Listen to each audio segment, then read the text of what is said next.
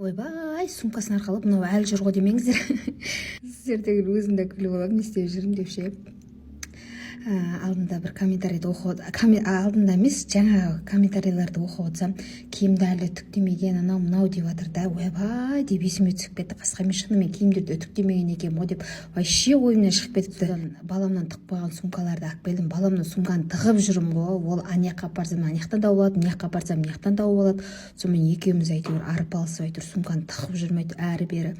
Сөйтіп киімдерді шығарып, киімдердің бәрін үтіктеп сөйтіп алып, барлығыңыз сумка роддомды қаяқтан жинадыңыздар, қаншаға жинадыңыздар деп сұрап жатыр екенсіздер. Мен бұл сумканы общий сумма шыққан 33 мыңға шықты, доставкамен 35 мың почти. Онда да алынбаған заттар бар да, арзан дүние жоқ қой, білмеймін енді мен вроде арзанға түскен сияқты. Егер де осы алған заттардың инстаграмы керек болса, ол кісілердің тиктогын таппадым, біліп кетейін десем, өйткені киімдердің бәрі қолжетімді, қазіргі таңда бәрі қолжетімді ценаны іздейді ғой. Егер де сумка роддом жинамаған болсаңыз, егер де не қаяқтан аларыңызды білмей жүрсеңіз, маған жазыңыз, мен сіздерге инстаграмын беремін, міндетті түрде инстаграмға өтіңіздер. Көбіңіз сұрап жатыр екенсіз, қанша аптада жинау керек деп, даже білмеймін, өзім 40 апта болдым ғой, сол 39 дегенде жинадым. Біріншісінде 7 айлығында болған кезде мен вообще сумка жинап үлгермедім.